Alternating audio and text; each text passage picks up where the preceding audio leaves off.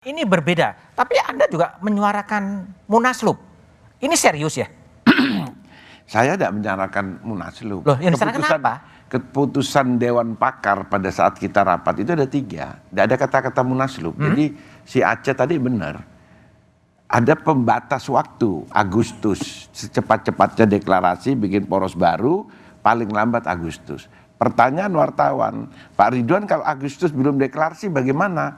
Ya saya bilang, dirubah keputusan Munas itu yang mencapreskan Erlangga. Loh rupanya gimana? Ya melalui forum Munaslup. Munaslup. Jadi Munaslup itu pertanyaan wartawan gitu? Pertanyaan wartawan, saya jawab. Ya, tapi Anda serius mengusulkan Munaslup? Bukan pertanyaan wartawan. Bagaimana kalau Agustus tidak ada deklarasi? Ya saya bilang, penyelesaiannya Erlangga berarti kan bukan capres atau wakil presiden. Tapi, untuk dirubah harus melalui Munaslup. Jadi Anda mendorong Munaslup terjadi? Kalau Erlangga tidak mendeklarasikan dirinya sebagai calon kalau presiden. Tidak mendeklarasikan dirinya sebagai capres, Munaslup akan digelar. Kenapa harus Agustus? Ya Dewan Pakar rapatnya waktu itu kita kasih kesempatan lah Erlangga untuk wangsitnya turun sampai Agustus, mungkin nunggu 17 Agustus baru wangsitnya turun kan. Karena kalau saya secepat-cepatnya. Oke. Makanya di situ di keputusan Dewan Pakar secepat-cepatnya. Secepat-cepatnya dideklarasikan. Deklarasikan paling lambat Agustus. Paling lambat Agustus. Ya, oke. Itu rapat tanggal 9 Juli. Batas Bung Pak Hatta. Jadi gimana? Ada batas Agustus kalau tidak dideklarasikan ya harus ada Munas luar biasa. Dari perspektif Dewan Etik, Dewan Pakar itu tidak punya kewenangan untuk deadline. Tidak punya ngasih deadline. Jadi kalau memberikan masukan segala macam kepada ketua umum itu oke ya. Pakar kok nggak bisa keceplosan gitu. Kalau gimana? Ya kalau deadline saya kira itu substansi yang memang dianggap tidak sesuai dengan etika tentunya, karena tidak boleh memberikan deadline. Tidak boleh memberikan deadline. Tidak boleh memberikan deadline.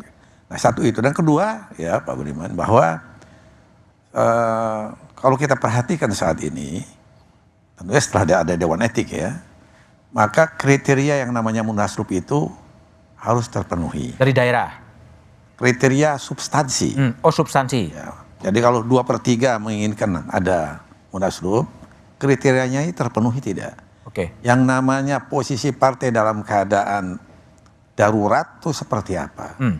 Saat ini kami melihat seluruh daerah bekerja. Berarti nggak ada apa-apa dong? Dari segi etik tidak ada satupun DPD 2, DPD 1 yang mengusulkan adanya Munaslup. Jadi kalau tadi Dewan Pakar ngomong soal memberikan deadline, offset juga sebetulnya? Saya kira dari perspektif kami, itu kewenangan memberikan deadline itu bukan kewenangan Dewan Pakar. Jadi deadline itu tidak boleh diberikan. Dan karena ini kan amanat yang diberikan oleh Munas ini sebetulnya bukan Erlangga harus menjadi capres atau cawapres. Ya kan Munas ini memberikan kepada Erlangga sebagai ketua umum untuk menentukan capres atau cawapres dan menentukan koalisi yang terbaik. Dengan siapa? Dengan siapa. Dan harus diingat, posisi Golkar ini kan tidak dalam posisi memenuhi presidential threshold. Harus bekerja sama. Harus bekerja sama dan perlu waktu. Dari tengah-tengah seperti ini, lalu kalau kita ribut ke ranah publik, ini kan ada begini, ada begitu, segala macam. Kemudian. Tapi bukan disengaja ya ributnya ya? Ya? Bukan disengaja ya?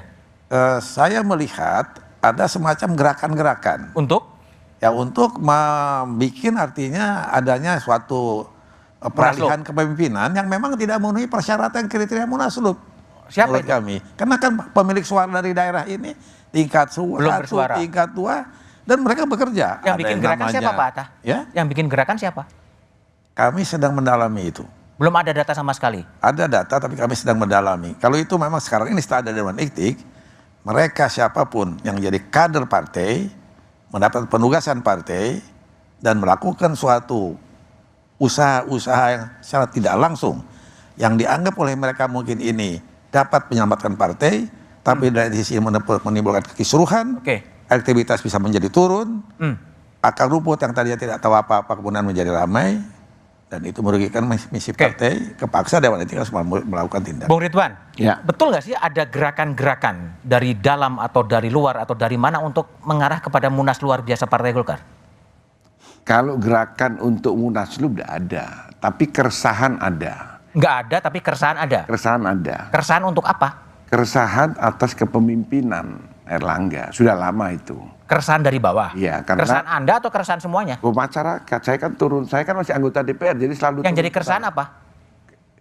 Angka Oh, turun terus. turun terus. Kemarin sudah kita lihat H-7 bulan 2019 ini ya, pemilu 2017, itu pada hari hanya cuma naik tidak sampai 2%. Sehingga dapat 14. Jadi dari 12 jadi 14. Sekarang hasil survei terakhir sudah 6%. Kalau naik 2% berarti 8%. Angkanya 1 digit. Waktu zamannya Kandahata sama Bu Marzuki. Bang Marzuki 2 digit, 21%. Oke. Sekarang sudah di bawah 10%. Kalau anggaplah semua anggota DPR semua jalan nanti, naiknya cuma 2 digit. Nah, itulah menjadi keresahan. Keresahan di bawah ya? Ya, tidak munaslup, keresahan. Menuntut Erlangga harus turun Oke, dan lain-lain. Nah, baik. itu disampaikan. Oke, Nah, baik, terus baik. akhirnya muncullah tadi itu rapat Dewan Pakar yang memberikan deadline Agustus. Baik.